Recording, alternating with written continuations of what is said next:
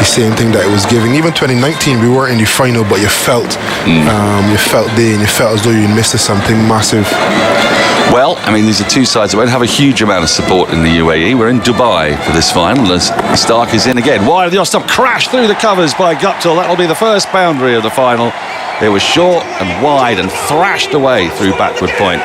A good aggressive start from Guptill. Starc, it was a bit short and a bit wide. Normally he's looking to kind of zero that ball in on around middle stump, a la Shaheen Shah Afridi, but there he's just let it go. Hasn't got any movement at all. It's got the bottom of Guptill's bat and flown away for 4. Yeah, I was wondering that first ball. We see a replay of 2015, him to McCullum, but he hasn't found any swing in either of the two balls as yet. That's a massive part of his skill set. We'll be looking out for that swing as Starc runs in, left arm over the wicket into Guptill. Guptill drives again down towards deep third. It'll only be a single, I think, this time as Adam Zampa runs to his right to do the fielding. How important, Carlos, is it to really get off to a hyper-aggressive start? We have seen sides in the semi-finals just play a little bit within themselves in the power play and then fall maybe 10 or 15 runs short in the final equation. It is important, to be honest, especially in these conditions, knowing the history of all the teams batting second to win. I guess in a big game, the last thing you want to be is 20 for 3, and as a result, some teams tend to take a little bit more time to kind of protect the emotions and the occasion. Can they afford to do that? Daryll Mitchell's facing his first ball on the pads, driven up to mid-on, can't beat the fielder, and there is no run. Andy Zaltzman is with us, and it's a bit of a recent phenomenon, isn't it? This, I mean, by which I mean in this tournament that the side batting second always wins. Before that, I thought the stats were pretty even Steven, weren't they, in Dubai? Yes, well, certainly over the course of T20 history, they've been fairly even. And in Dubai specifically, chasing team has won just one of the previous 12 games in this tournament. But in the last year, T20 International were played in Dubai, they won 12 out of 15. So the team batting first won 12 out of 15. Here's Starc in once more. Down the wicket comes Mitchell, works into the onside. That's clipped away, square. It's running away towards the boundary. It will be cut off by a diving Hazlewood, who flicks the ball back. They're going to come back for a third. This could be tight. It's a bad throw over the top of Wade. Just gets a glove on it, and they get back for 3, 8 without loss. That was a strange piece of fielding. Surely would have taken less time to just pick the ball up, get back on your feet, and throw it back in. Yeah, it was a piece of relay fielding, and Hazlewood was I think slightly conscious of the boundary rope, and so he flicked the ball back, and in so doing allowed them to get back for a third. The throw that did come in was not the best. Over the top of the stumps, he could have been in trouble there, could Guptill, running back to the striker's end. But it wasn't a relay from like the boundary to someone else on the boundary. It was a relay from the boundary to the 30-yard circle. Starc in, and that comes off a thick outside edge down to Zampa at deep third. That completes the first over, a productive one for New Zealand, 9 without loss. Guptill has 6, Mitchell has 3. You're listening to the T20 World Cup final on 5 Live Sports Extra and also on 5 Live. This is the 7th T20 World Cup final from Dubai.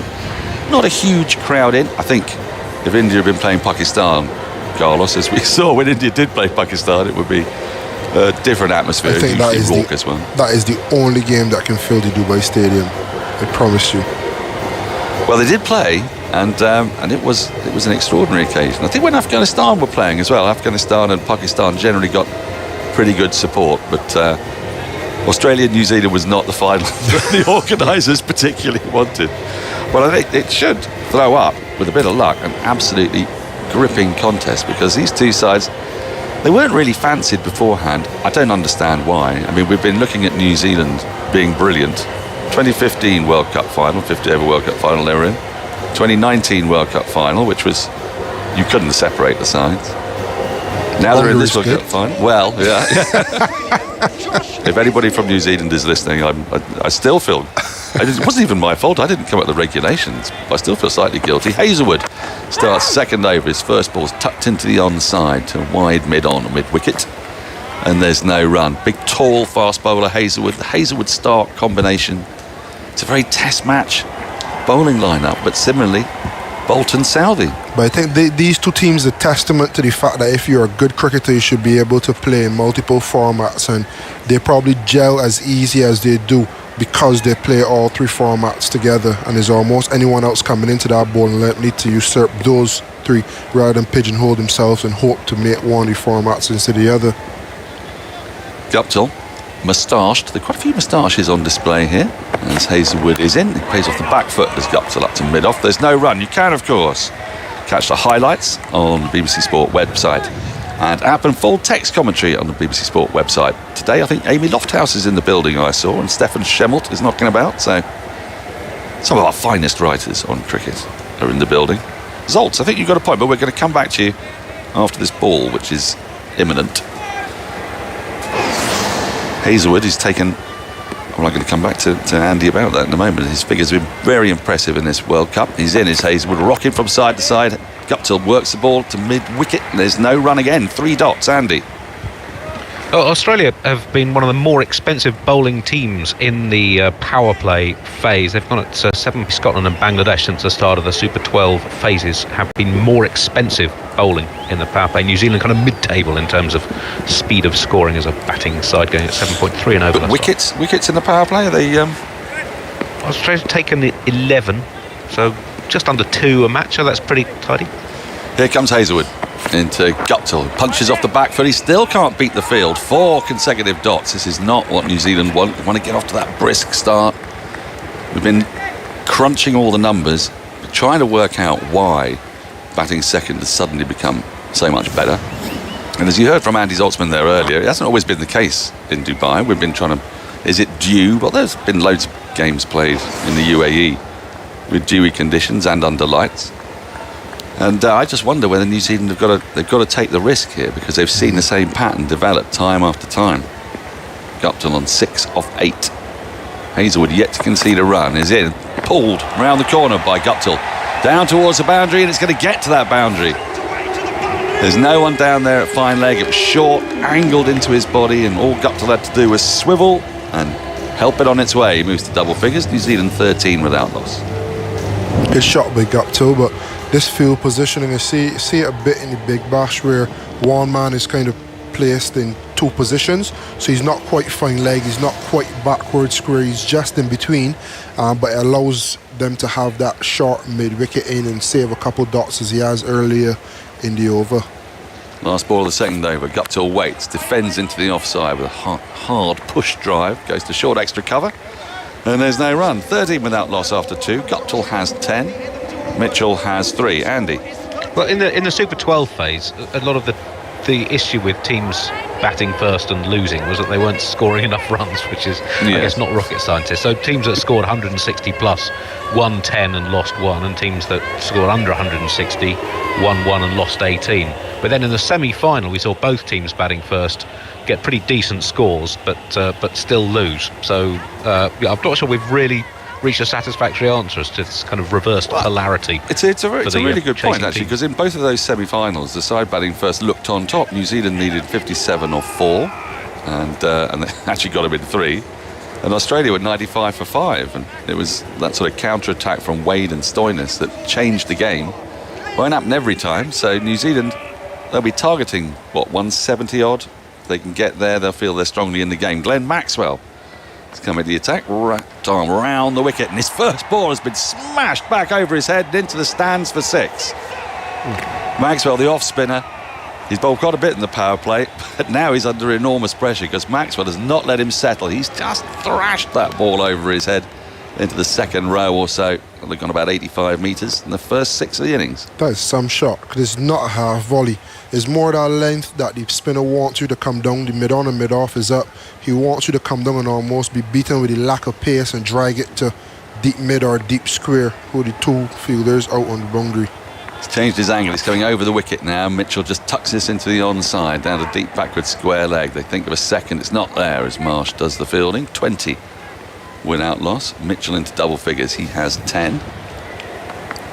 Funny enough, these two would want a nice partnership. I saw Martin Guptill's missus putting a photo of him and Mitchell up, saying that Mitchell is Martin Guptill's on-tour husband. So they obviously have kind of a bromance going on. Guptill on strike now, but short. Oh, he got an edge on that. And Wade could not hold on. At least I think he got an edge. It's what I heard. It was just outside his off stump. He went to cut it. It was a little bit too full for the shot, a little bit too close to him. And there was actually just a little bit of turn as well. Wade couldn't hold on. Maxwell in again, worked into the onside by Guptill. He finds that gap just to the right of mid-on. And they saunter through for an easy single, 21 without loss. Where New Zealand have tended to just go with their quicks through the power play, they play their three seam bowlers, Milne, Boult, Southee. Just having a look at this, by the way, yep, there was an edge on that. There was an under edge. Wade couldn't hold on. So drop catch, next delivery, worked round the corner down a deep backward square again by Mitchell, just staying deep in his crease. Picks up a single. 21 without loss. 22 without loss. 21 without loss, I beg your pardon. Last ball of the third over. Gets through his overs quickly, does Maxwell. Guptill on strike. Clips away down the leg side. Think of a single. They've run through for it. Wade can't gather. Leg by signalled. 23 without loss after 3. Guptill 11, Mitchell 3. Commentary continues on Sports Extra. We'll hand our 5 Live listeners back to Steve Crossman. So 23 without loss after 3. Decent start, and a good morning to ABC listeners. Phil Tufton has berated Dirk Nannes already for suggesting that 1 o'clock in the morning is late. So I think he's wondering what's happened to all of Australia. On the basis of that, he thinks that Australia's, something's gone wrong here. He imagines a kind of country that's partying until 4 in the morning tonight. Well, not with COVID. COVID has shut even the Caribbean up, so I could imagine all the different pavilions in different cities in Australia probably closing a lot earlier than they would want to. All the more reason there to stay up and watch this, isn't it? A glass of vino. Hazlewood in for his second over. Played off the back foot beautifully by Guptill. That is a terrific shot. It was shortish, and he just got tall, punched it in front of square on the offside. Authentic back foot drive. And it takes it all the way to the boundary, just a couple of yards in front of square, thread it through that packed offside field with superb timing. Yeah, quality shot. And this is what we've seen a lot as well. All the teams that are committed to playing proper cricket shots, especially in the power play, have been teams that have been more successful. If you get too funky, sometimes you can go chasing. You saw it with Kane Williamson in one of the earlier games, trying to play a dink uncharacteristic of him. Just stick to good cricket shots. On the pads, worked into the onside by Guptill. He's run the first quickly, wants to come back for a second. It's not there. 28 without loss. Hazlewood gave him a look after he hit that 4. It was a sort of, I'm not really sure what I've done wrong there. Yeah, well played. Good on you. What are you supposed to do? I think that's a little mark of respect. Like, yeah, angry, just fair enough. Well played. He's a tall man, isn't he, I suppose? So, I mean, you see that, it sort of reminds me a little bit of Graham Hick used to play that shot really well in the 90s and early part of the 21st century. Tall man, yeah. Get right on top of it. Punch off the back foot. There has been a proliferation of moustaches. It could be November. Yeah. Could be November. We got Wade's sporting one. It's not a good one. Warner's got a trademark one. He always has it. Without it, he would look strangely naked. As Hazlewood is in, and Mitchell drives into the offside, but straight to short extra, and there's no run. I thought of it, but Marsh was quick to the ball. I'm not sure if Finch has got one, has he? I'm not sure if Finch has got one. Tell. No, he's kind of stubbly, but not. Yeah, the lack of a bubble barber. Well, I'm still not doing it. I'm still. You're still in a bubble? I'm still. My wife still clips me. It's the way. It's terrifying. Because then she gets out the kitchen scissors to finish off, and there's like a real look of demonic mania in her face. Hazlewood in. That's driven into the offside again off the back foot. Just a little bit short, about 86 miles an hour. Can't beat the field. Straight to Marsh once more. New Zealand 28 without loss. 5 off the first 4 balls of this over. A solid start for New Zealand. Australia haven't been able to make inroads. No wickets so far. We've had 1 6, few 4s. Not an explosive start, but a perfect platform here. Yeah, now just seeing you, Finch has got not exactly a discreet moustache. He's just sort of fuzzy. As Mitchell waits, Daryll Mitchell. Hazlewood into him, flexes his knees. Oh, he's got an edge on that. He has, through to Wade. Looking to push the ball into the offside. It just held its line ever so slightly. Got enough of an edge. It was taken low and well by Wade. Had to make some ground coming forward to that as it died a bit on him. And as I just said, New Zealand have got this good platform here. Australia have got the breakthrough. Mitchell goes for 11, 28 for 1. I just wonder how much of that is down to field positioning. The couple balls before point was back on the boundary, like almost like a deep gully. Guptill played his stroke. Mitchell then hit one more to extra cover, and they rearranged deep point and cover on the circle. So no cover on the circle is gone to point on the circle and backward point, which was deep, as we're going to the sweeper. And it just looked as though Mitchell was trying to hit that ball a bit later to get between point and short third. And obviously the extra bounce took the edge. So I'd probably give that one more to Finch than Hazlewood, to be honest. But just seeing how little things could affect potential chances of dismissals. Well, I suppose he turns his wrist on it slightly, doesn't he? I suppose to try and guide that down, as you say, down through the third trying region. To pick that gap between. Less bat. Correct. Yeah. Kane Williamson strides to the crease at number 3, the captain of New Zealand. He's presided over. You'd say Brendan McCullum probably began this era of New Zealand cricket, but Williamson has given it just a slightly more nuanced edge, hasn't he? And there was something fairly one-dimensional about the way New Zealand went under things with McCullum. They were sort of brutal and they came at you hard. Williamson has just given them a few more dimensions, it feels to me. Yeah, I think Brendan McCullum had to be the brash way that he was. The kind of, when you look at New Zealand as a people, they go about things very simple, very easygoing, very relaxed. Hazlewood in, last ball of the over. It's first to Williamson, who drives into the covers. It's fielded around about point end of the over. A successful one for Australia. New Zealand after 4, 28 for 1. Yeah, you feel as though they just go about being normal, doing the necessities. McCullum to New Zealand almost felt like Kevin Peterson to England. Against the norm, but very successful, so it kind of changed the culture. I think what Kane Williamson has done is just bring back a sense of normalcy and the New Zealand way, but I think they still have the positivity and the mentality from the Brendan McCullum era, and it's been a nice marriage under his captaincy so far. There's been an incredible ability just to have like-for-like replacements. We saw it in the Test arena in England, for example, this year, when they made about 5 changes from the first Test to the second Test. And when a different wicket keeper came in, different right arm seam bowler came in. They managed to. It's almost as if it makes no odds to them whether they lose someone. Now we're going to see today. They've lost Devon Conway. Tim Seifert coming to the side. See how he gets on. Cummins is into the attack. Pat Cummins, and his first delivery is defended by Guptill into the offside backward point. And as they run, Andy Zaltzman is in his shed. What have you got for us? Well, just more on the struggles for chasing teams. In World Cup finals, in the 6 tournaments before, the chasing team has won 4 out of 6. Sorry, the struggles for teams batting first and therefore defending. But in the 6 finals to date, no team has reached 160 yet. So that's what we're going to look out for. 160 is the key point.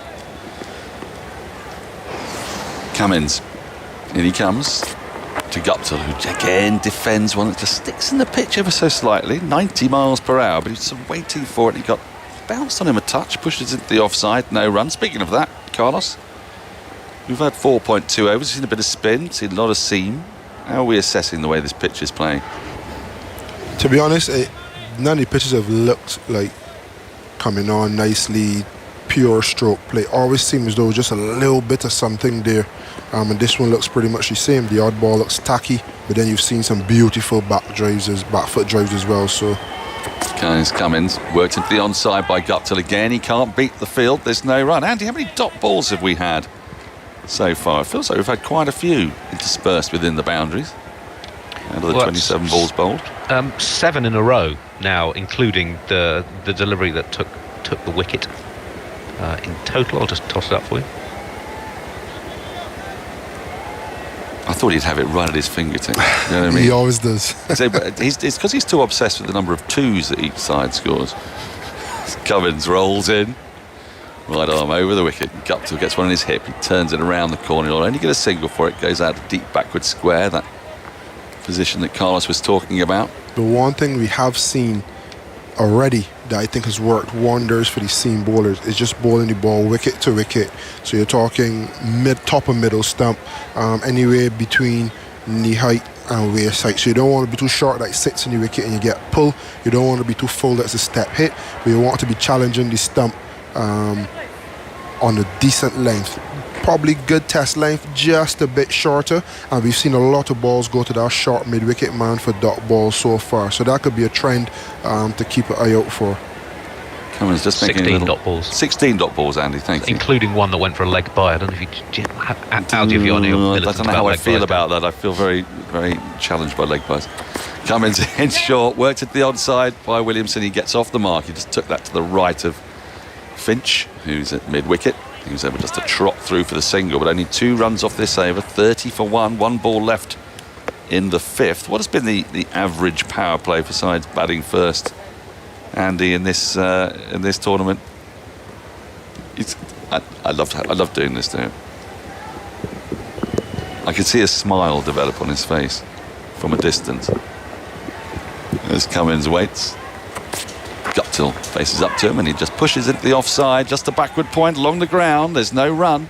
New Zealand just slowing up here a touch. They've lost a wicket. The last 2 overs have produced 7 runs, 30 for 1 New Zealand after 5. Guptill has 17. Williamson has 1. Some words from Andy Zaltzman, and then it shall be Isha Guha returning. Well, the average power play is in this tournament, since the start of the Super 12 phase, round about 41 for 1.6 wickets. Okay, so they need another 11 to reach that. Where's the 0.6? And the 0.6, I don't know where that's coming from. That's maybe on the way to a run out. I don't know. Look for a close call, quick single. Australia winning the toss in this T20 World Cup final. New Zealand are 30 for 1 after 5 overs. Here comes Hazlewood again, 1 for 9 from his 2. Bowls to Williamson, who plays the ball to point, but tentatively in front of him as he's trying to watch the ball on, doesn't get the pace of it, hits the outer part of the bat down onto the ground. No run. Guptill on 17, playing in his sixth T20 World Cup, Martin Guptill. And Williamson, I'm not sure which number it is for him, but he has been around a bit as well. Not as much as Guptill, of course. I think on the other side it's David Warner playing in his 6th as well, as Hazlewood pushes away. Here he comes, bounding in to Williamson, looking to fend the ball away in front of him down the pitch. No run. Again, not getting the timing, so 2 dot balls. So a bit of a tacky wicket. I heard earlier that slightly drier surface, Carlos. But I'm surprised that Guptill hasn't used his feet, especially to Pat Cummins. Hazlewood's going to be difficult because of how steep the ball climbs. But I know Guptill to be someone who uses the wicket and swings through the line of the ball. That would have forced the Cummins to bowl a bit shorter, and he'll be more at home and be easier to play. Williamson back and across, plays the ball to mid-off the back foot. No run. This time meeting it on the middle of the bat, but not able to pierce the gap. So he's just coming down the track and taking a look at the wicket a bit more, but struggling to get the ball away, the captain. It's interesting hearing from Dirk earlier about the relationship between Justin Langer and the players, and that usually with teams around the world you're looking at the captain and thinking, as Williamson is forward and defending to the offside, and thinking of their mark that they've made on the team. And I think Aaron Finch is a very smart T20 captain. I mean, he's a bit of a cricket badger. He watches a lot of cricket. So I understand the perception that there is with Justin Langer, and that maybe he is a bit overbearing, but with Aaron Finch, certainly he is someone who has the respect to the players. But I think it probably is just personalities. Hazlewood past the stumps to Williamson, guiding the ball to cover. No run. And I started to think about that whole documentary, the test and and at that point in time they needed a Justin Langer type figure. I'm larger than life, I'll come in and save the day for Australian cricket, and I think he did a lot for the morale and the way that other people looked at Australia. I think everyone that knows Australia knew that they weren't going to be little crybabies and nice little handing out victories and stuff. They'll still play cricket in a tough way, but the way that they sold it, he was the perfect person to lead that. Final ball of the 6th over. And that's pulled away by Williamson out into the deep. It'll land safely with the man at deep backward square coming around to collect the ball. Marcus Stoinis there. They'll pick up 2. And that's prevented the maiden from Hazlewood. A very good over from him. 1 for 11 from his 3 after going for 49 from his 4 against Pakistan the other night. 32 for 1 after the power play then New Zealand. Australia will probably be the happier of the 2 camps. Guptill on 17, Williamson 3. Yeah, and you talk about Justin Langer, but you don't think so about Tim Payne as Test captain. I think it's just different personalities. Like Tim Payne is out there. Tim Payne he bite back at Kevin Peterson, and he would say what he needs to say. And he may just feel as though Aaron Finch just isn't bothered by the spotlight. He happy to do his job, go back home, not read social media, not get into little spats and stuff. And it may just be the fact that he's that passive off the field that persons think that Justin Langer is the main man, but for all we know, Aaron Finch could be running the ship. I think he has good support from the likes of David Warner and Glenn Maxwell. See some experienced bowlers there as well. Matthew Wade chirping behind the stumps. Phenomenal effort from him in the semi-final as Guptill drives out to long on. Maxwell bowling round the wicket and will come through for 1, moves to 18, 33 for 1 in the 7th.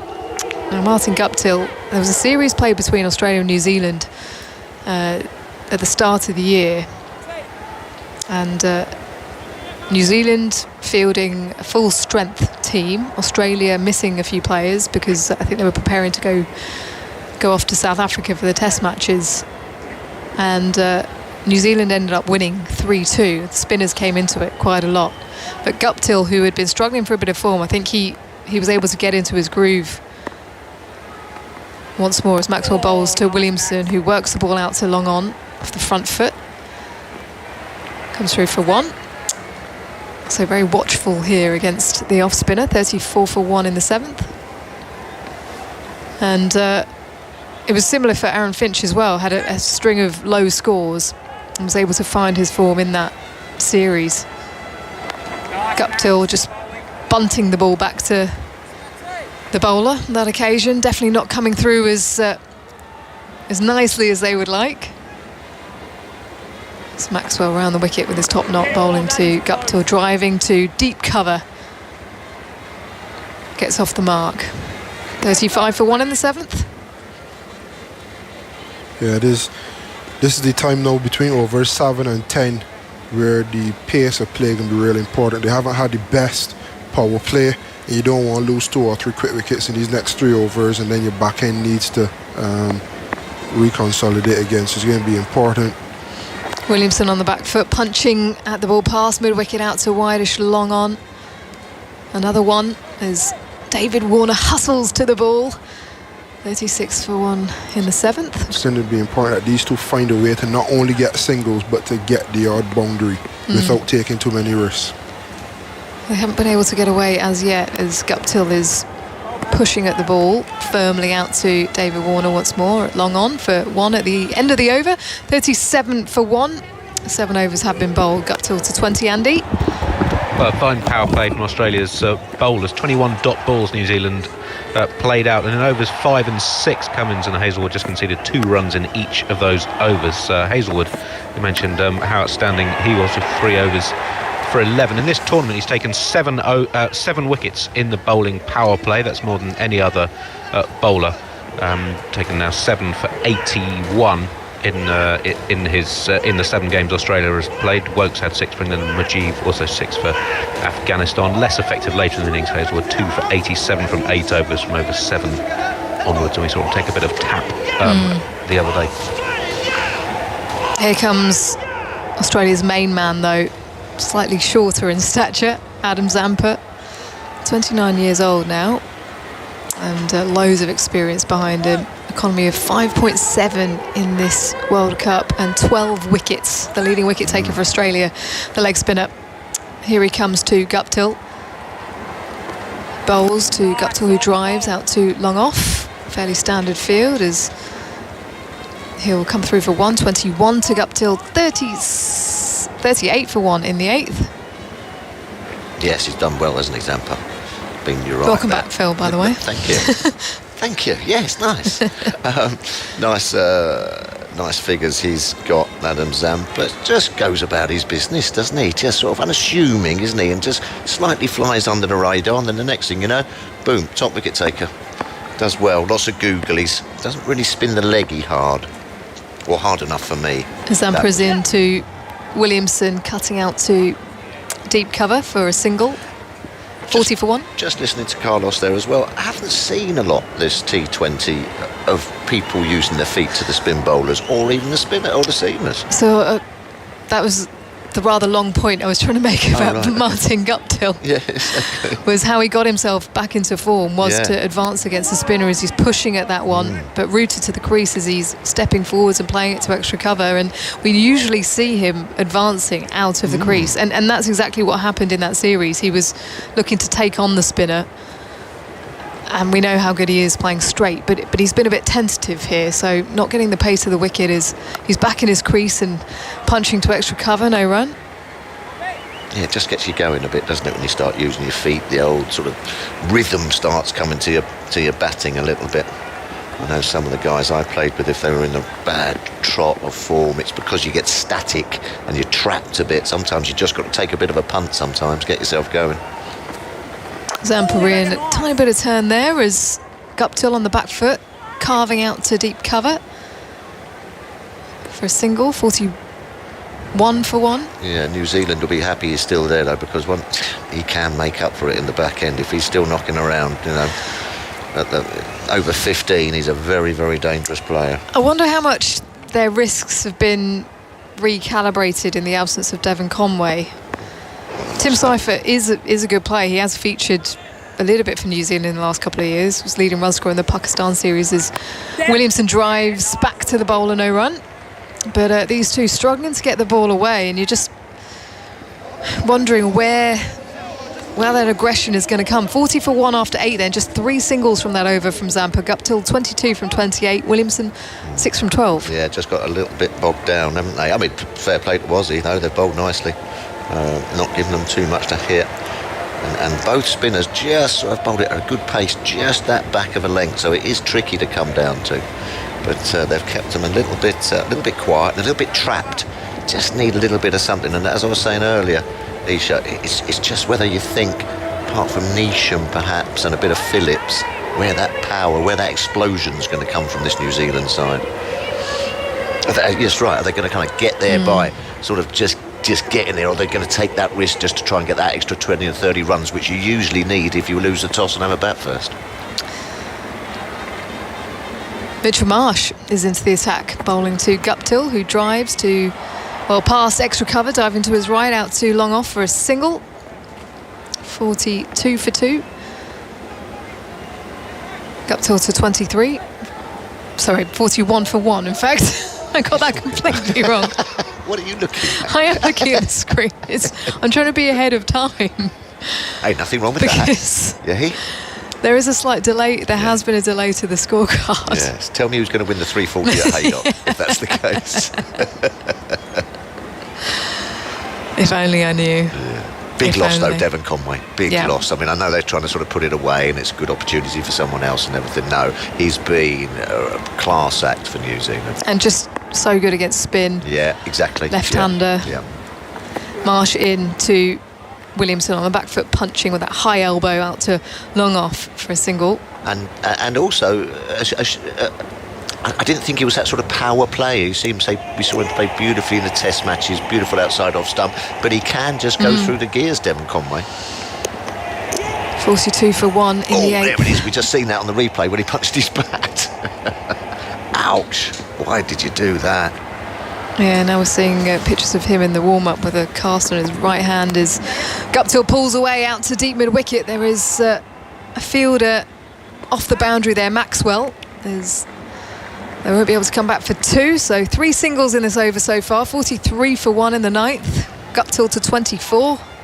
So long as he's there, New Zealand will think they're in chance of posting a decent or biggish score. Yeah, don't do that at home, kids. With a glove on as well. He must have given it a whack. Unbelievable. Well, he's got a very hard bat. Well, they are pretty hard these days, aren't they? Deep cover, 2 men back straight, deep backward square. As mid-wicket is going out to the boundary for Williamson. Look at that. Last 12 balls, only 9 runs, all singles. Marsh in. There you go. Williamson advances up and over extra cover. This is the impetus that New Zealand needed. 47 for 1 in the 9th. And the first boundary in a long time. And the first boundary for Williamson, 11. And that's exactly what we're talking about, Isha. You've got to start moving your feet. Comes down the wicket, Kane Williamson gets the ball, which is just sort of at length or just short of a length, a bit of a slower ball as well, but gets himself momentum to go at the ball and gives himself room and sort of launches it over extra cover. Good shot. Showing a bit of intent, and then it just unsettles the bowlers, doesn't it? Because you think to yourself, right, okay, just need to start thinking about this. Is he going to stay back? Is he going to come down? You just can't find that rhythm as a bowler if a man's coming up and down the crease at you, especially if you're bowling spin. The bearded Kane Williamson scanning the leg side field, taps his bat down hard, back and across, pulling the ball, sweetly timed out to the boundary. In front of Glenn Maxwell at deep mid-wicket. He got onto that quickly, only bowled at 72 miles an hour from Marsh, but back-to-back boundaries, and that's 50 up for New Zealand, 51 for 1 in the 9th. Yeah, pace off again. And we were just saying, when you use your feet, there's that short ball that comes from you using the feet and the ball beforehand. It just makes the bowler have a little bit of a think. And served it up there, short pace-off delivery, outside off stump, all the time in the world. Great position, he's not missing out on that, Kane Williamson. Final ball of the over, what's it going to be? Full or slower ball? Banging into the pitch, and that struck him on the helmet as he looks to pull it away to deep backward square. It's trickled out in front of him, but just like being asked a couple of questions now from the Australian players. I think he is okay, but he looked to advance. Marsh saw him coming, straight on the grill. Just got himself in a little bit of a tangle there. I don't think he was necessarily beaten for pace or anything. I think it was just bounced a little bit above him, and Mitchell Marsh just going up, patting him on the shoulder, see if he's all right. Physio's out. What day is it? What are you doing here? What's your name? I wouldn't have been able to ask any of those questions. Yeah, even if I had been hit on the head. Well, we've got this, oh, sorry, Andy. Sorry, there were 32 balls between boundaries. There was a boundary, the first ball of the 4th over innings. That was the 4th in 19 balls at the start innings, and 32 balls without a boundary before those 2 fours by Williamson. They were squeezing well, Australia. Andy, whereabouts are you? Are you in your bedroom? I'm back in the shed in South London. Oh, you're back in the stat shed. See lots of books dotted around. Yes, put a lot of... Have you got a picture? Is he on Zoom? He is, yeah. All right, Andy. Is that to make you look intelligent, Andy? Yeah. Have a look at the titles of them closely just to see before he starts saying. So Guptill will resume on 24. New Zealand 51 for 1. Zampa in again. Guptill pulls but doesn't get the timing on it. Out to deep mid wicket. Casually come through. 52 for 1 in the 10th. So Williamson here, has he got to take on Adam Zampa here? Well, I'm not necessarily take on, but I think it's just got to be a little bit more proactive. I think both of them, and Guptill as well. As you say, they might have re-evaluated things with the loss of Conway, but I think they just can't allow Zampa to bowl. He's in good rhythm. He's bowled well all tournament. Zampa bowls a leg spinner to Williamson on the back foot, punching out to deep mid wicket. They sprint the first, won't come back for the second. Maxwell beats them to being able to get another, so 53 for 1 in the 10th, Williamson to 16. Or do you think perhaps... I feel like one person has to go. I think so, but I mean, or do you think to yourself, right, let's not give him any wickets, perhaps let's give him 1 wicket and get him for 25 or something. Guptill back and across and punching past extra out to long off for a single. I don't think you can afford to do that in a final, you know what I mean? You've got to... It's such a... it's such a one-off game. That doesn't quite make sense, but you know what I'm saying. Yeah. Well, there's a there's a heavier price on your wicket. Yes, that's is what you're right. saying, especially in the absence of Conway. I mean, that's just shaking things up a bit for New Zealand, who are 54 for 1 in the 10th. Zampa into Williamson on the front foot, guiding pass extra out to deep cover. That was beautifully played. Shows all the skill of Williamson as he just opens the face with those wrists. 55 for 1 in the 10th, Williamson to 17. But as a spin bowler, that's not scaring me. That's not scaring me at all. You know, you can just go through your little variations, plop it on that good length or just back of that good length, get out of the over going for 6. Happy days, job done. The mulleted Zampa into Guptill, who drives out to cover. So not taking any risks whatsoever against Australia's leading wicket taker, as they pick up another single. 56 for 1, throw sent in. Guptill to 27. Perhaps that is a bit of a plan of theirs, but you know, crikey, in a final you want to make sure you don't leave anything out there. Zampa bowls, Williamson advances past extra out to long off. So a series of singles for New Zealand. All the ones, 6 from the over, 57 for 1 after 10. Guptill 27 from 33, Williamson 18 from 19. Zampa has bowled 2 and 0 for 9 from his 2 overs. Dirk is with us in Melbourne. Your thoughts so far? You must be pretty pleased as an Australian. Yeah, it's been an impressive bowling performance so far. They haven't tried too many tricks, I guess, but at the same time, when the opposition's not really forcing you to, there's no need to try anything unusual. Probably an observation that I've seen, as soon as the Australian bowlers have tried something, taking the pace off the ball and bowling into the pitch has been really easy to hit. Mitch Marsh then trying it a couple of times, and Josh Hazlewood earlier in the night with a shorter ball, and it seemed to just sit up and be easy to hit.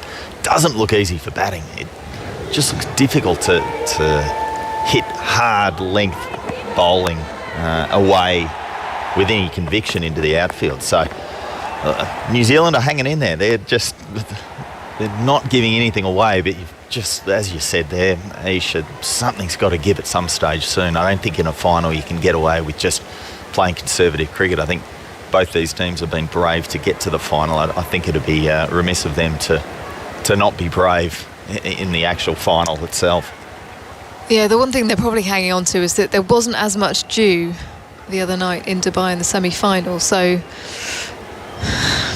it's so hard to... It's a lot to hang on. It is a lot to hang on. It's so hard to judge what score you need against a powerful Australia lineup in a final, but then you have got a good bowling attack, so maybe they're backing themselves with a score of 165, 170. They would need 10s and over from here. Anyway, thoughts from you, Phil, and then it'll be Dan Norcross. Yeah, it seems a long way off at the moment. Just perhaps they've given themselves this little bit of platform, but I think now for the Kiwis it's push the button time, I think. They've got to. Dan? They've got to. I was going to ask Andy, actually, what were England against Sri Lanka? It was Sri Lanka, wasn't it, when Josh Buttler got that 100 at the 10 over stage, around 48 or so? Yes, from memory, 47 for 3, but I'll check this. Well, just quickly on Zampa, been terrific in this tournament. England took him for 37 off 3 overs with 1 wicket, but they were chasing a low target, so Zampa was bowling with no real defence from the scoreboard, so to speak. Other than that, he's not gone at as much as a run a ball in any of the other innings that he's bowled in.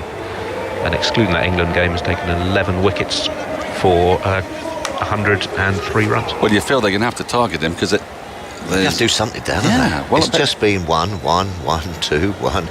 You're not going to win finals you've got like that. the fifth bowler is Maxwell and Marsh here, and they've gone for 25 in 3, and they're going to need more than that. Yeah, Maxwell's bowled nicely. Starc back into the attack, left arm round the wickets to Williamson. His first ball, he whips away off the back foot in that very Kane Williamson fashion, with a bottom hand, whips it up to long on, but just for the single again, 58 for 1. And especially when you've got someone like Mitchell Starc up your sleeve for the last couple of overs at the death.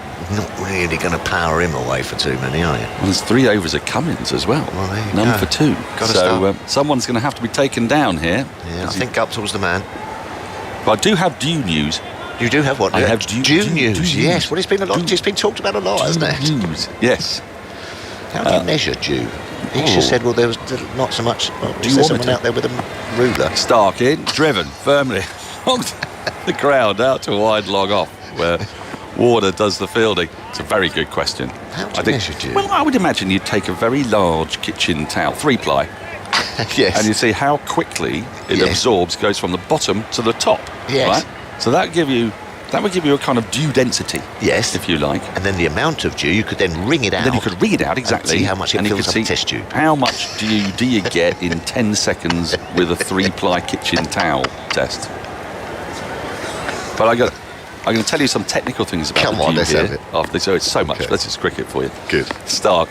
Here he is, round a wicket to Williamson. Gives himself some room, drives in the air, over extra cover. It's running away towards the boundary, but Warner will move to his left to field. They should get back for a second. They do. Relatively rare second. 61 for 1. The score has advanced. Do so. Sharjah. Yes. Lots of dew. Super dew. Super You dew. put your kitchen towel on that. 5 minutes. You get 5 seconds. half a pint in 5 seconds. Yeah. And the reason for that apparently is there's very little breeze, and it's completely open. The stadium. No hills. So you get this difference between warm, very hot, and slightly warm. Crosses stumps goes Williamson. He flicks this away Gone. out towards. He's dropped deep him. back with square leg, and Hazlewood has dropped it. There was a full toss on the pads, flicked away. He got the elevation on it. It was above Hazlewood's head, but he was able to take the catch with his feet on the ground, and it's just burst through his hands. Think for 4. I think it's been signal 4. We're going to have to just have a quick double check.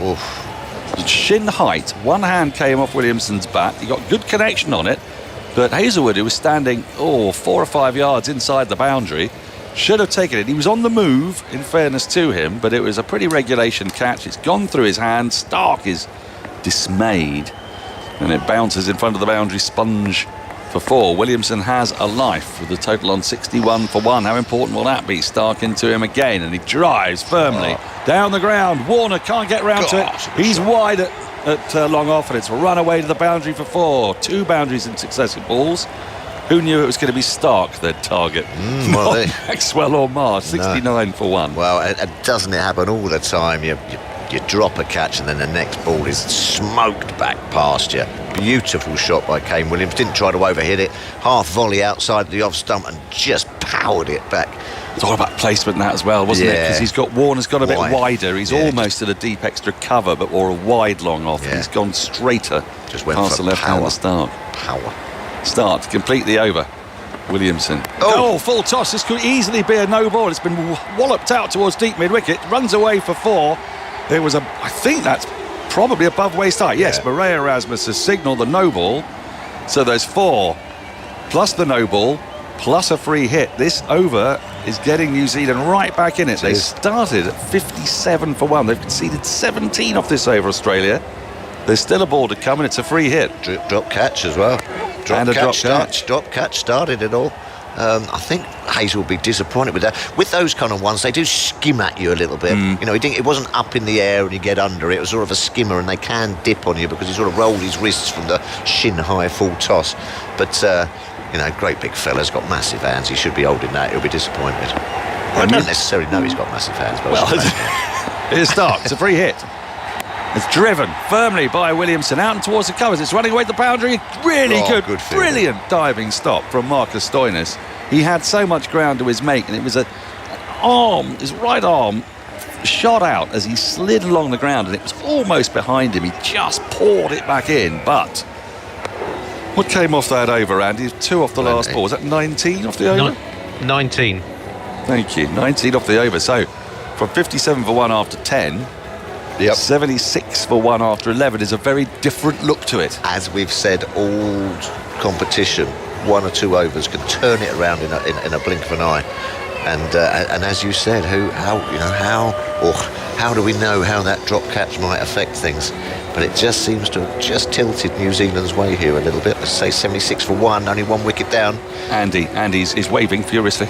Oh, that's the joint most expensive over of Mitchell Starc's T20 international career. And had that catch been taken, they'd have been 61 for 2 off 10.4, as it is now 76 for 1 off 11. On such tiny margins. I mean, who can forget the Jimmy Neesham when Johnny Bairstow went to get the catch? If there'd been half a foot less on that shot, best, he'll probably been able to get it before his knee hit the boundary. So, first ball of Zampa's new over has been thumped out over deep mid-wicket and taken on the boundary. Zampa is delighted. Guptill's got to go. Guptill decided he'd got to get after Zampa, and he's hoiked that out to Marcus Stoinis, who's standing on the deep mid-wicket boundary. It's a long, long boundary in that direction. He just couldn't quite get the distance, and New Zealand lose their second wicket. Guptill goes for 28, New Zealand 76 for 2. Adam Zampa again. Foolish delivery on and around leg stump. I think it was the leggy. Yeah, just a normal leggy, which he's gone after, sort of like a one-knee slog sweep. He was going for the maximum there. Guptill, he didn't roll the wrist or anything. That was the kitchen sink. And it's difficult to sweep leg spinners in the UAE. In the UAE? Yeah, because some of them just seem to skid, some bounce. I've seen a lot of cross-bat shots to spinners get people in trouble. Usually a good player of that shot, Martin Guptill, tall, strong this time, just the top edge and well taken on the boundary. Another big wicket for Australia. It is big, but interestingly, they brought in Phillips at 4, so they clearly realised that they need to get on with it. They've got a big hitter coming in at 4. They've not put Seifert up at 4, for example. So, Jimmy Neesham's got to be lurking around here as well. Simple as. You've got to get your boys in now. You've done your little bit of. But what does he do? What does he do with Zampa? Does he have a little look? Does he does he knock him about for ones and twos this over? I think you've got to use your feet. I think you've got to use your feet. That's the best thing. If you get trapped in the crease by the spin bowler, your only way out of that really is the slog sweep, which, as I just said, is a little bit tricky. And of course, Zampa's bowling from the end where that slog sweep is the bigger boundary. So so you've got to look to use your feet, come down, bump him over his head. Or, perhaps get to the pitch of the ball and then you can place it wherever you want. Now back to the dew factor. Yes. So Sharjah, very, very damp indeed. Yeah. It's 5 seconds, absolute soaking. very hot during the day, gets a bit cooler at night, no breeze, very open. Zampa in to Williamson, batters across. All Williamson can do is push it. Sorry, and when you said very open, do you mean the actual landscape or the ground? No, the ground. The ground. Oh, the ground. So the actual outfield is completely exposed to the hot sun during the day. Yes. And then at night, it gets cooler, you see. Yeah. And there's no breeze. This ball's worked into the onside, full.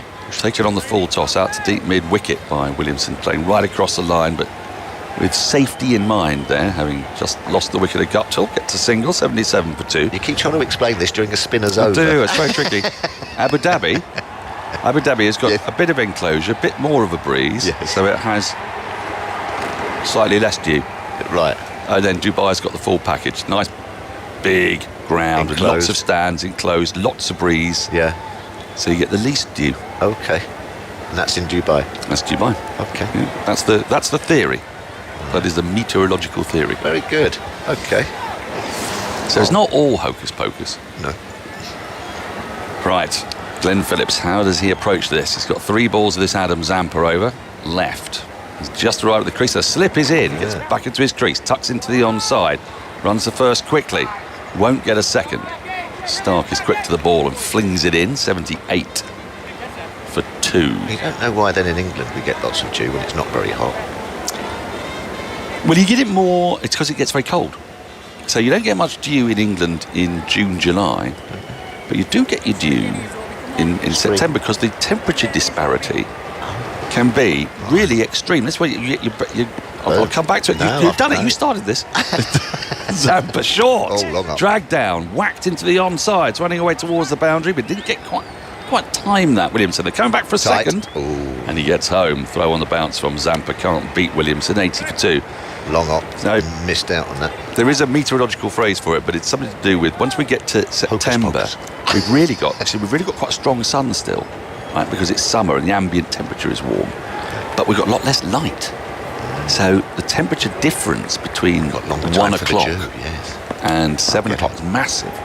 Upwards of 12, 15 degrees. It's so interesting, meteorology.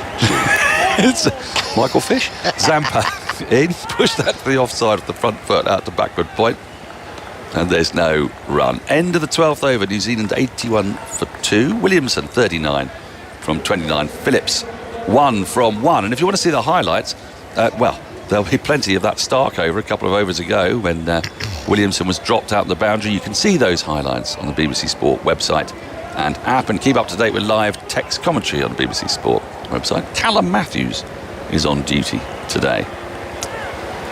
So Maxwell's going to bowl an over.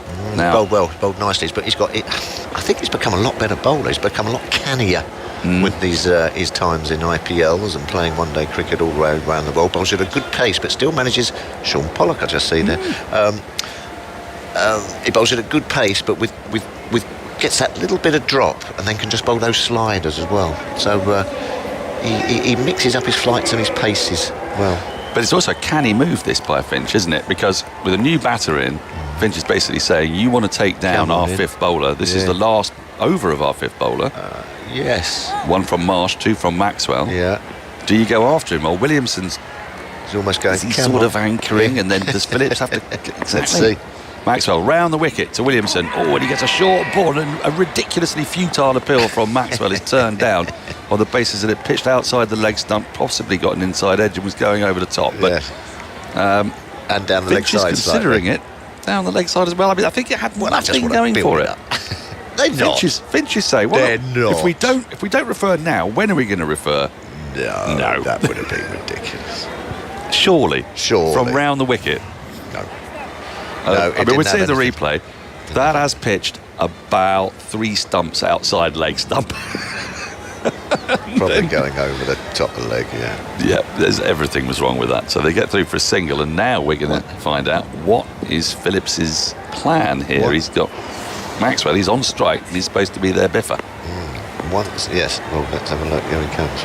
Round the wicket, the right-handed Phillips, who whips, flicks wristily out, deep mid-wicket. They've run the first quickly, but it's gone straight to the fielder, Smith, and there is just the one run, 83 for 2. Dirk was saying he doesn't like the look of this pitch, and it's funny that the two or three really bad short balls that the spinners have bowled, the batsmen haven't sort of capitalised on. They haven't even been able to hit. It's sort of like done them for lack of pace.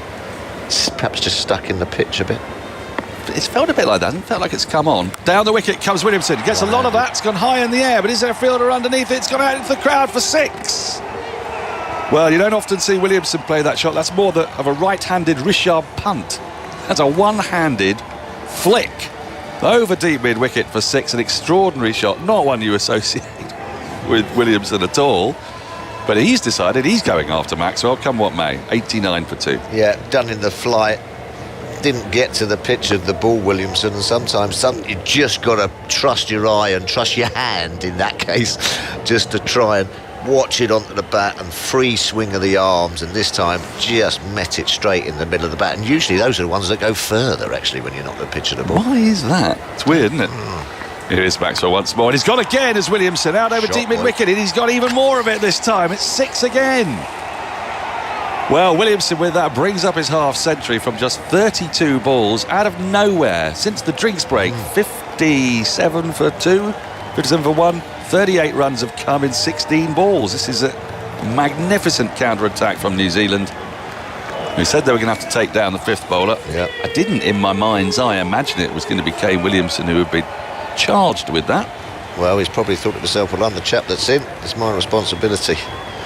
Yeah, he's played well there. This time a little bit fuller, and just the sort of regulation slog sweep which he managed to get under and power over deep mid-wicket. Good shot. Does he go again? Right. Yeah. Maxwell under pressure. But a full toss that has bamboozled Williamson. They're going to check to see if this is a no ball for height. I don't think it is, because I think it's actually dipped on him at the last minute. It looked... it's very similar to the Graham Swan ball that got Chris Rogers out at Lord's those years ago. The sinking ball. The sinking ball, yeah. And they've gone through for a bye. Williams was utterly bewildered by it. Right. And so too was Wade. Last ball of the over. Phillips on strike. Short, cut out through backward points. Running away towards the boundary, but there is a man out there. Ready and waiting. Marcus Stoinis, who does the fielding, but an expensive over. 30, 40, 50, 16 off it. 14 off the bat, 97 for 2, Andy Zaltzman. So Williamson's 14th T20 international half-century. Had he been caught by Hazlewood, he'd have been out for 21 off 22. As it is, he reached his half-century from his 32nd ball, so 30 runs came from 11 deliveries, including the 4 from the drop, and he's the second captain to make a half century in the men's T20 World Cup final. Sangakkara did so for Sri Lanka at Lords in 2009, a game that Pakistan went on to win. It's almost as if he thought to himself, right, well, there's my chance, I'm going for it now, I've got nothing to lose. Well, what on tiny, fragile margins a person's career is evaluated. If you'd been out then, as you say, 21 off 22, people would have said, well, he was the problem.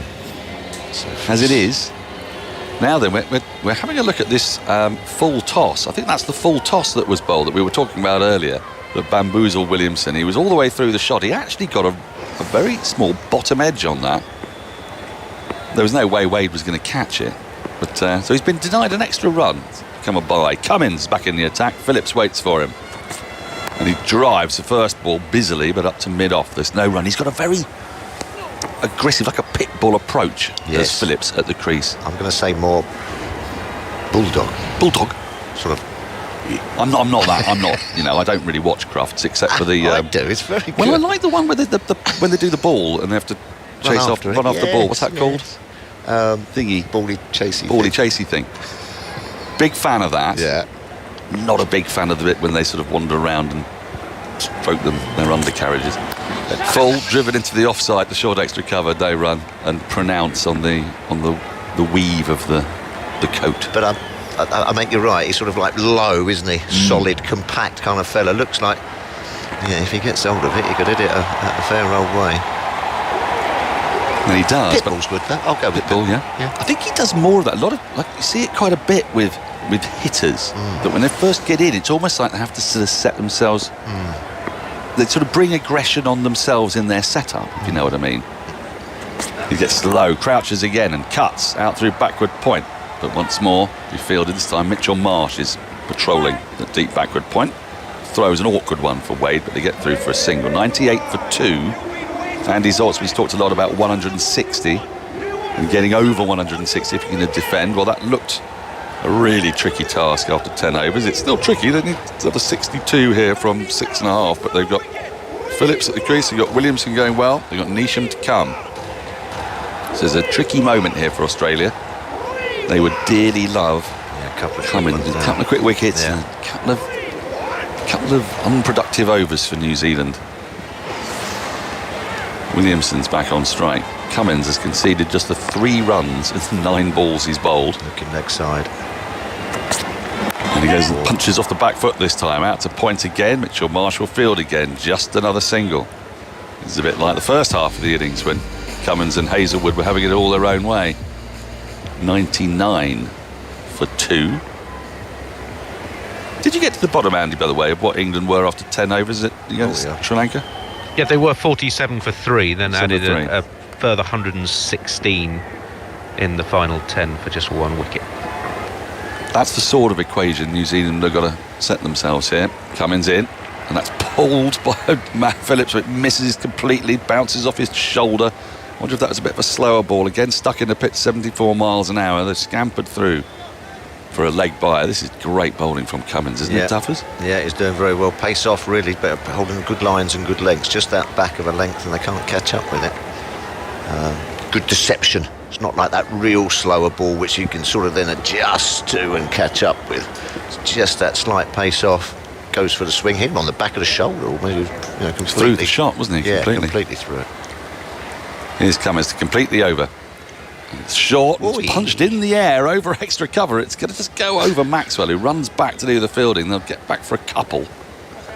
And New Zealand with that move to 102 for 2. 14 overs gone. Phillips has 4. Williamson 54. Tough as he's taking a well-earned break. Carlos Brathwaite rejoins us. And it was a pretty sticky first half for New Zealand, but they're just starting to get a bit more productivity in their batting, Carlos. Yeah, I think the beauty of, although they did struggle in first half, they kept wickets in hand. They weren't not scoring and losing wickets. And that's brought them to a decent position where these next 6 overs can go for 50, but they can easily go for 80, 85, and then all of a sudden you score 180 in the final, you're backing yourselves to win. So I think it's in the balance, and as you saw from that drop catch with Starc, Hazlewood on the boundary, all Starc's bowling, how quick quickly the game could change in 11, 12 balls, and you may be looking at another similar situation to the semi-finals where a drop chance or a missed chance changed the course of the last 4 or 5 overs. They need that sort of 15-20 run over to come. Or a couple of them. A couple of them, exactly. And we're seeing them with sides chasing, because it's almost as if there's a clarity of mind at that point. If you need 57 or 4, you don't have a choice. And you feel as though this is the situation that they know as well. Zampa starts his last over, and his first ball is whacked back over his head, down the ground for 6. What a shot that is by Phillips. That was flat and murderously smote over the bowler's head as straight as a die, and that is a signal of intent. 108 for 2. Yeah, it's one of the first bad balls that Zampa's ball as well. He had to do nothing other than execute down the ground. The ball could do nothing there, no spin, nothing, just too full. But he'd be happy with that. He'd be thinking that if that same approach is taken for the next 5 balls, he's in with a chance of getting the wicket. Well, you think Phillips has got to, hasn't he? He's been there 8 balls now. He's got up to 10. And they've got to get after, well, they've got to get after all the bowlers from this point on if they want to get to that 160, 170. And they've got the wickets in hand. They'll feel a certain free rein here, but we're up against Zampa. We've heard all about how many wickets he's taken, what his economy rate is. Phillips faces now. Oh, has he got an edge on that? It's been claimed by Wade. There's an appeal from Zampa. I thought I heard a little tickle, but now what's Finch going to do? He's turned his back. There was a little poke by Phillips after he just smashed the ball back over the bowler's head. He said, look, just push a single. I think it's one of them things, so much things there. You could be bat on pad, bat on ground, ball on bat. Just they've not referred sure. it. They've not referred it. We're seeing a replay now. Ooh, do you know? I'm not sure. Zampa in, tucked into the onside by Phillips. They scamper through for a quick single. Wade, I say, does the fielding. He actually runs off the ball and then kicks it to Zampa along the ground. They get a single. 109 for 2 brings Williamson back on strike. We haven't seen an ultra edge of that appeal there. I thought I heard a little something. Yeah, something definitely was flicked. There we go. Now it's flick of bat. You're absolutely right. Flick of bat on pad. So there is clear so daylight. much happening there. Close enough to everything that you never know what it really could be. Williamson facing up now on 54. He whips this away into the onside to wide long on along the ground, getting right to the pitch of the ball, slightly almost yorking himself actually. Here's to 55, 110 for 2. 2 balls left in Zampa's over. 8 have come from the first 4 balls. They don't want to waste this over. 6 off your first ball, 4 balls in, you only got 8. You're really looking to get another boundary out these last 2 deliveries. Zampa is in. Phillips drives in the air over extra cover. Now it's going to bounce once and then roll over the boundary, sponge for 4. Zampa under a bit of pressure here now. 12 off this over. New Zealand 114 for 2. Phillips going well. We'll come to Andy at the end of the over because spin is difficult to bring in statistical points. But that was a sort of mirror image of a kind of Owen Morgan inside-out shot, wasn't it? Yeah, but I wonder if Zampa trying too hard to get a wicket. Ideally, you want your spinners to be back into the pitch. The bigger side, the boundaries are square. You want them to get back and cut or pull to try to get maximum, not just step forward and smash the ball over the infield. Dangerous moments for Australia here. Zampa is in short, tucked into the onside, but Wade is able to just get round and smother the ball himself. So there's no run. End of the over. 12 from it. New Zealand 114 for 2. Phillips 15. Williamson 55. We're going to go over to Andy Zoltzman in the stats cave, and then it'll be Isha Guhar to take you through to the end of the innings. Another fine innings by Adam Zampa, 1 for 26, although that is his second most expensive of the tournament. As I said earlier on, 5 of the previous 6 he'd gone at less than a run a ball. Looking at Pat Cummins in this tournament so far, out of bowlers since the start of the Super 12 phase, 34 bowlers have bowled 5 or more overs in the second half of innings, so overs 11 to 20, and Cummins is one of only 2 pacers who've gone at less than a run a ball. So 34 pace bowlers have bowled 5 or more overs. Bumrah has gone at 5.2 an over, and Cummins so far 5.9 an over, so he's done a terrific job in the back half of innings. Yeah, he is a quality bowler. We've seen that in Test cricket and in one-day cricket, but in T20 cricket, I think there was a feeling that he leaked a few runs. That was the general kind of perception of him certainly watching him in the IPL. So he's worked incredibly hard at his game and developed a few more deliveries. Incredibly smart cricketer. 114 for 2 then, New Zealand. 15 overs have been bowled. They've got a bit of a move on after the first 10, after Australia put them in this T20 World Cup final. Starc is back, having got the treatment in his last over, bowling to Williamson on 55, who edges and will find the boundary, goes past Hazlewood at short third. So a bit of fortune on that occasion, but it sets up the over nicely for New Zealand. 118 for 2 in the 16th, Williamson to 59. That's exactly what you need. As a batting team, you're chasing those big overs. Balls 1 and 2 are so important. You would ideally love to get 2 boundaries off the first 2 balls, but it's so key to get a boundary off that first ball. And obviously they were not where he wanted, basically going to third or fourth slip, but he'd be happy for the result, and it sets up the over nicely. This ball is another big ball again. If you can get another boundary, that's 8 off your first 2 balls, and Starc is under a lot of pressure in the back end of the over. How much do you get a sense as Starc pushes away now? That third still up inside the circle as Williamson chips it in the air. It'll land safely down at third man. One bounce into the fence, and Glenn Maxwell cannot believe it. He's got a smile on his face. It was bowled across the New Zealand captain. A bit of an agricultural swipe at the ball. We haven't seen that from him in this innings, so completely misread it. But 122 for 2 with another boundary. Yeah, I don't know if there's something new he's been practicing, how to get the ball down to third man off the outside edge. But yeah, not the classic Kane Williamson we're accustomed to. But fortunately for him and for New Zealand, the results are exactly what they would have wanted. 8 off the first 2 balls. And I was just going to ask whether you get a sense as a batter that you talk about a bowler under pressure, but can you read it in their body language? Can you just sense that on a particular evening, in a particular situation, you are going to get the better of them no matter what? Sometimes you can. Sometimes it goes the other way around. There's a certain ball you don't want to give away anything to, and then as a process of elimination, then the other guy you have to go harder. And then some guys you'll see a bit of nerves, you see a bit of tension. Sometimes they change the fields more than they normally would. So just little things that you can pick up from time to time.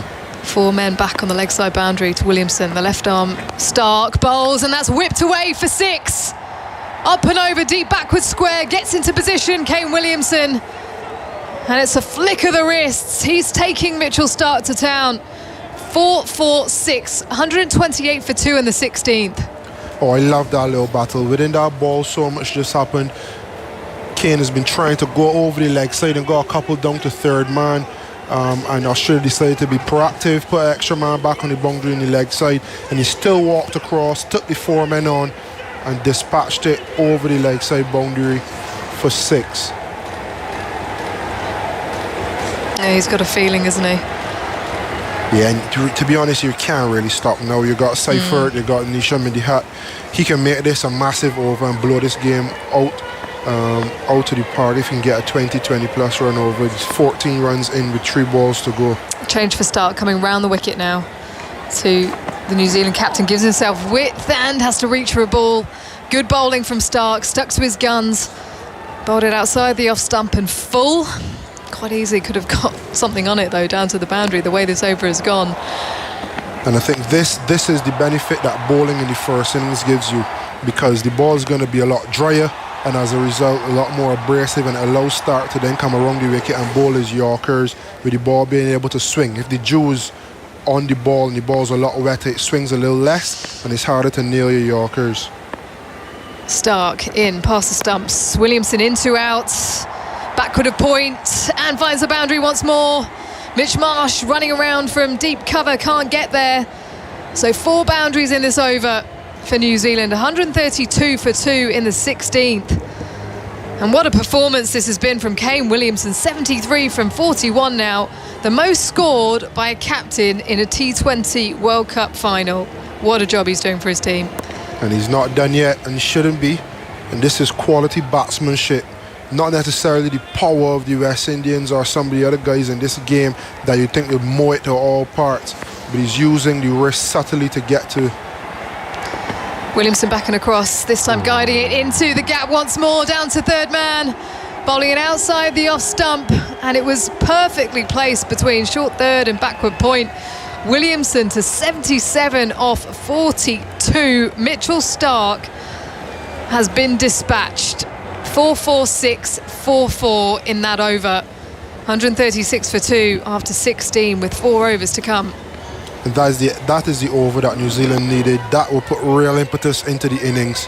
And with so little overs left, now you're bringing Neesham into the game to get 20 off 7. Same thing for Seifert. And to be honest, anything less than 170, 175 does 10 over the next 4. New Zealand will feel as though they've left some up there. But spare thought for Starc. Created the chance, dropped on the boundary, and then is off your bowling. Yeah, that's right. The same batter goes to town. He's got to put that out of his mind, hasn't he? Williamson was on 21 at the time. The score 61 for 1, where Hazlewood dropped Williamson on the boundary. He's now on 77, and becoming a real nuisance for Aaron Finch. 136 for 2, 4 overs to go, and now that total that they were assessing maybe at 10 overs has gone up a little bit. Pat Cummins on the charge, past the umpire to Phillips, who tries to swipe one outside the off stump. It's signalled wide, slower ball. That was very close to the guideline. He'll have to re-bowl it. 137 for 2.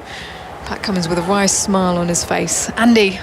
That over was the most expensive over of Mitchell Starc's international career in all 3 formats, and around about 3,000 overs that he's bowled. Williamson, before that drop, 21 off 21. Since then, including the ball that went for 4 that Hazlewood dropped, 56 off the next 21. As that's pulled away by Phillips out to deep mid-wicket for a single. Bowled into the pitch by Pat Cummins, 75 miles an hour, so taking a bit of pace off it. 138 for 2 then. Phillips just trying to get his captain back on strike. It's going so nicely. 138 for 2. And Starc's last 10 balls to Williamson have gone for 36, including a no ball, so it's basically 36 off 9 legitimate deliveries. Staggering, isn't it? And people look at Kane Williamson and they think of him as quite, well, not necessarily an intimidating character, as Cummins is into Williamson, who mistimes it back to the bowler. He's going to come through for 1 as Cummins parries it off towards long on. He'll chase after it and stop them from coming back for 2. Williamson to 78, 139 for 2 then New Zealand in the 17th over. But he is a fierce competitor and someone who can go through the gears. I've seen it many a time. And I was privileged to be on his team in the IPL when he got the most runs the year that David Warner was banned, and you'd watch so many of those games from the outside and you'd think he's just being a bit too slow here, and then he raises back 50 or 35, which is really and truly par for the course, and it's just because he knows his game so well, I think. Phillips pulling a short one out to deep backward square, smacking it into the turf without any timing as he comes through for 116 to him then. 140 for 2 in 17 overs, and it's been since he decided to take the ownership and look to be aggressive against the spinner initially. Batters in this innings have found it really difficult to get the pace of the wicket, haven't they? And he just managed to get a couple away. But I think it's also how he attacked the bowling. As he taps his bat down, back and across his stumps as an inside edge to Matthew Wade. Nearly chops onto the stumps as he'll hustle through for 1. 78 of 43, 141 for 2 in the 17th. Yeah, I think it's how we attack the bowling as well. We spoke about using your feet and manipulating the field, and if you remember, it kind of started with him using his feet down the track, going over the mid-off, that was up, and then they started thinking of trying to go over cover. Well, when he went over cover, it then forced long off to go a bit wider, and he could then use a straight bat and also get 4. So he's kind of played and toyed with the field a bit and put himself in nice positions to score. Cummins reining it in. Another slow ball bouncer that's pulled away down to backward square by Phillips, getting on top of it that time. 142 for 2 in the 17th. Phillips to 18. Cummins with 5 singles and a wide after that battering the over before. Mitchell Starc his most expensive over in limited overs cricket. And you'd never think that it would come at the hands of Kane Williamson. Who would have thought? Incredible. We've seen it all, haven't we, Carlos? Final ball of the 17th. That run rate has gone up to 8.44 for New Zealand, having been 57 after 10. Williamson steps forwards, guides the ball around the corner out to deep backward square with that one arm taking one hand off the bat. They'll push back for 2. Final ball of the over then. 144 for 2 after 17. Williamson 81 of 45 deliveries. Just a word on Pat Cummins, and he mentioned his stats in the last 10. You mentioned having so many different balls. I think when he was a lot younger and a little bit more inexperienced, he used to bowl every single ball he had in his locker. I think now, and from this over being a good measuring stick, he just bowls what he needs to bowl. And we've seen him run in there and bowl 6 slow balls. All he's done is change the line so he isn't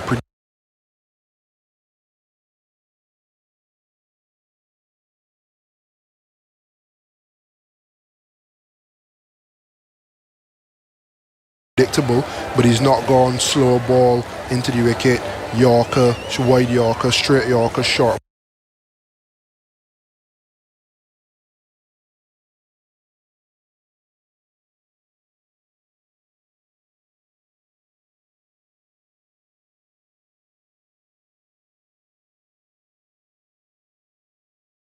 Ball. He's keeping it very simple and asking the batters to knock me off my original plan before he goes to plan B.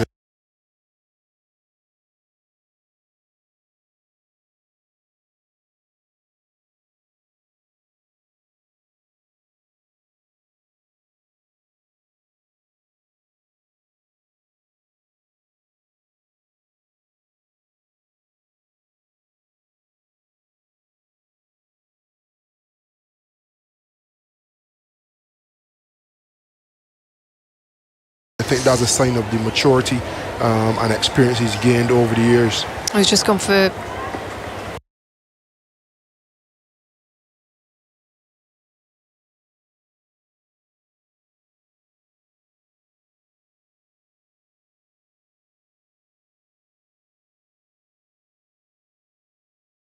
.14 from his 3 overs, so he'll definitely come back for his final one. There's 3 overs left to go.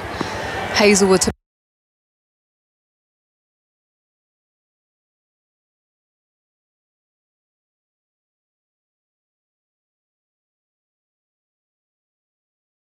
bowl this one. 144 for 2 New Zealand after 17. Phillips trying to get the ramp out, misses it. Goes through to Wade. It's a shot he does like to play, but he tried to get pace on the ball because Hazlewood saw the signs early, dropped the pace on it, and he had to generate it behind the stump. Not able to. I just wonder if Hazlewood would be the man to play that shot to, or if Hazlewood, he's better off advancing. But I mean, he does play well, so it is an option for him.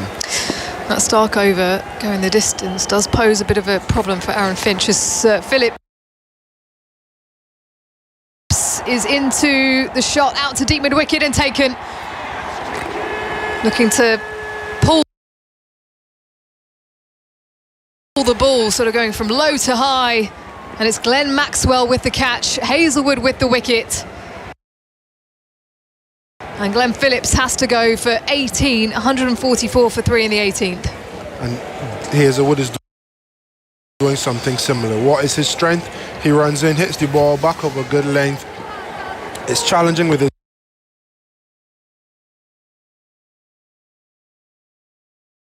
height, and he forces you to make the play. And especially with boundaries as big as these, you need to time it expertly each and every time, or as Glenn Phillips found out, you get hauled out into the deep, lose your wicket. I think that's what Australia have been good at in strangling teams in these last 10. Just sticking to what they're good at, using the track, using the height, mixing the odd one with pace off, or as Cummins does, majority pace off and the odd one pace on, and allow the batsman to force the issue and make the mistake. There's a gathering in the middle. Finch, Cummins, Hazlewood.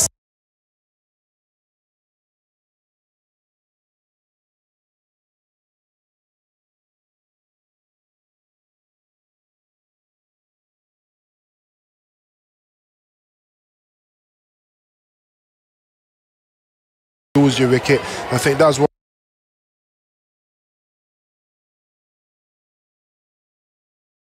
Australia have been good at in strangling teams in these last 10. Just sticking to what they're good at, using the track, using the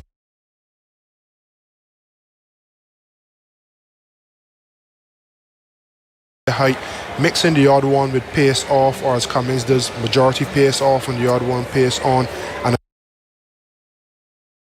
allow the batsman to force the issue and make the mistake. There's a gathering in the middle. Finch, Cummins, Hazlewood, Steve Smith. And here comes Jimmy Neesham. 2 years ago.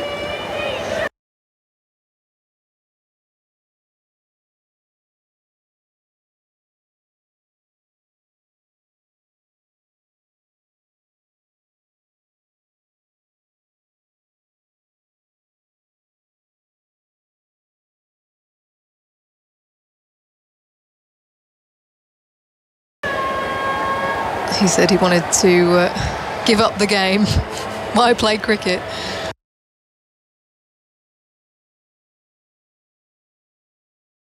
After a devastating 2019 World Cup final, and he said after the semi,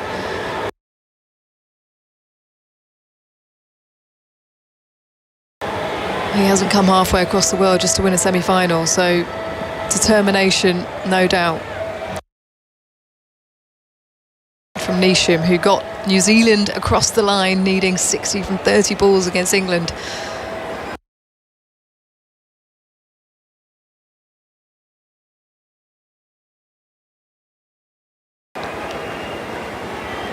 Yeah, two schools of thought. They're obviously happy that mentality in dressing room, but I just believe in celebrating every time you win. Every single time, just enjoy it. You don't know when the next victory will come. Williamson is on strike. They crossed. Ramp comes out to Hazlewood. It's beautifully played by the captain. Up and over short fine for 4. And this is where he's so dangerous, because he can access all areas. 85 from 46.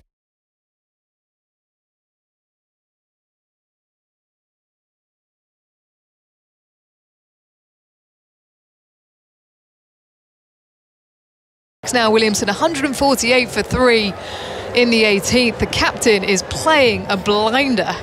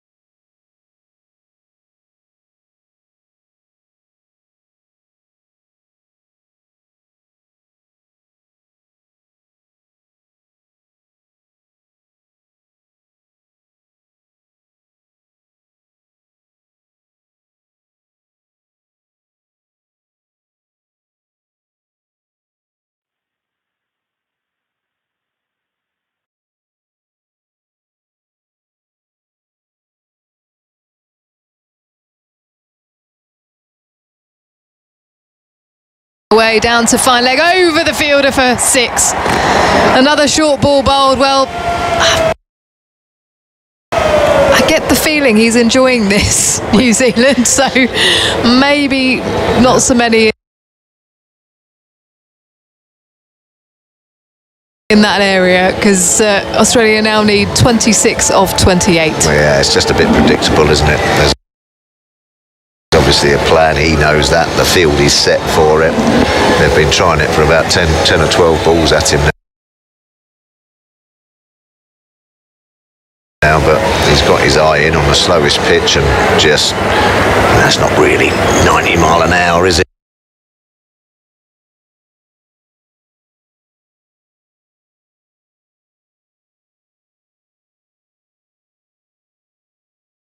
You're not going to really miss hold or not get hold of one of those. Good shot though. It goes again though, and finds Sodhi at fine leg for a single.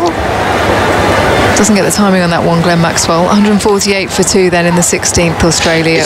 It's amazed me, this tournament, Isha, that you sort of you get in positions and you think, oh, hold on a minute, they're doing really well here. You know, they've got a good score, and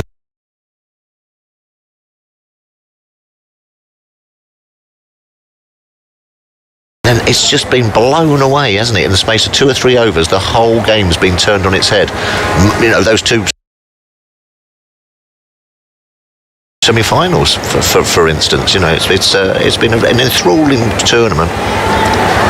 Marsh,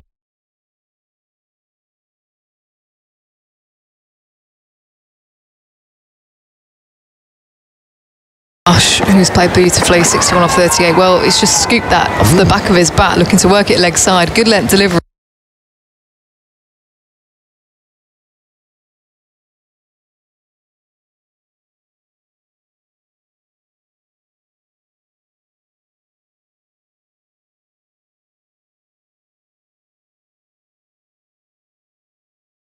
Got a good score, and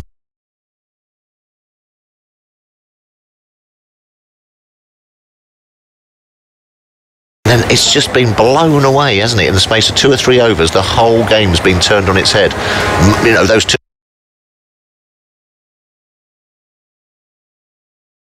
semi-finals, for instance. You know, it's been an enthralling tournament.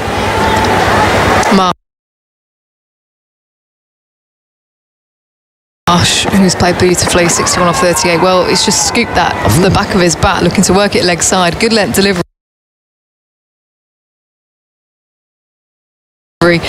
And it's kind of hit his knee round the corner to point. No run. Yeah, that'll fox the fielders. Where's it gone? Surprised they didn't get a run.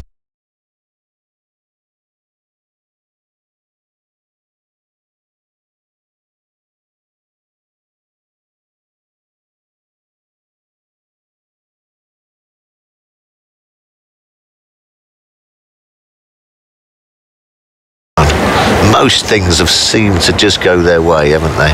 A little bit of luck on your side. A few things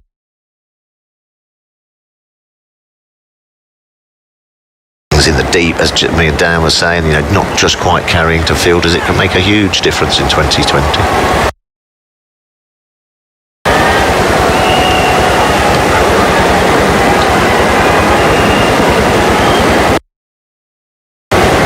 Shirt sticking to him. Sweaty conditions in Dubai as Marsh turns this one to the leg side. I think it might be a leg by as they come through for a single. 149 for 2. No. Oh no, it is signalled a leg by. Marsh remains on 61 off 40 then, with one more ball left of this 16th over. Australia, who have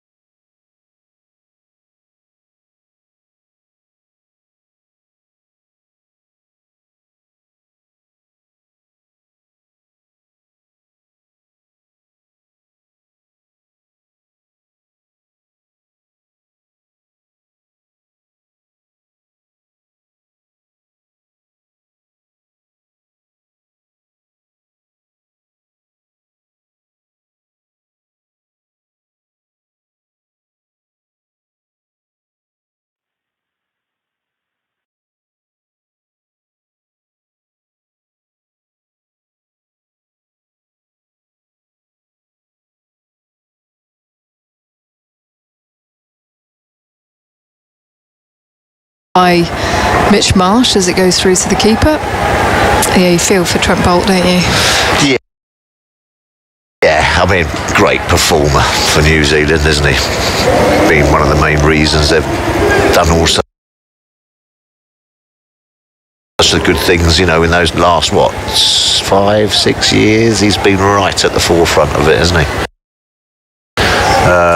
Yeah, so we'll be disappointed, but yeah, and he would as well, just on screen, Kane Williamson. You know, fantastic knock, wasn't it? To get him a score. Probably thought it was enough halfway.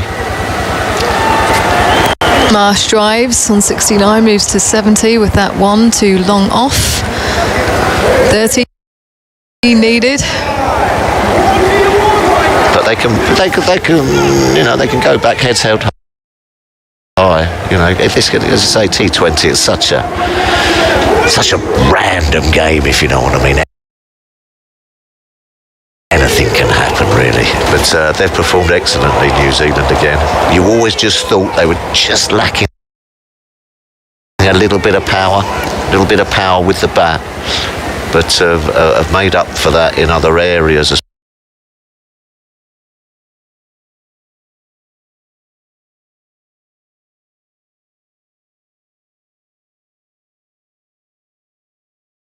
Especially with the seam bowling. Just couldn't manage to get over the line today, but well played. Well, they're not out of it yet. 13 from 16. There you go, we're writing them off. With 8 wickets in hand. We're writing them off. It's a funny old game.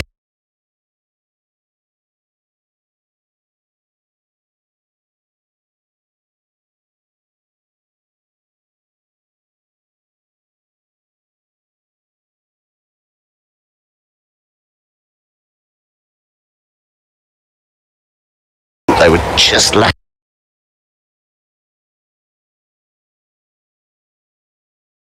a little bit of power with the bat, but have made up for that in other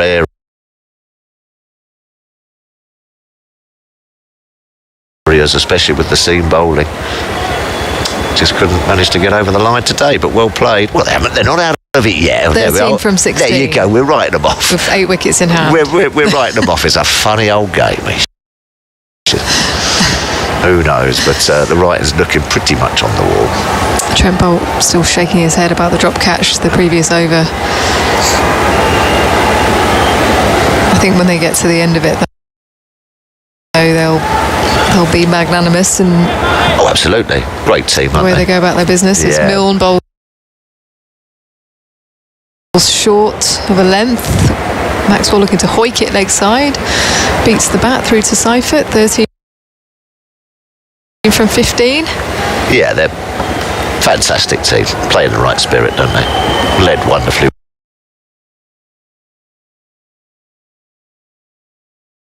well by Kane Williamson as well. Gonna have to take it on the chin again, I think. He's got plenty of protection there at the moment. That manicured beard. You like that beard, don't you? Yeah. You keep going on about that beard. He's kept it nicely as Milne is in. Maxwell cuts the ball. Dirt goes to mid-off on the bounce, no run. So another dot ball, 13 from 14. You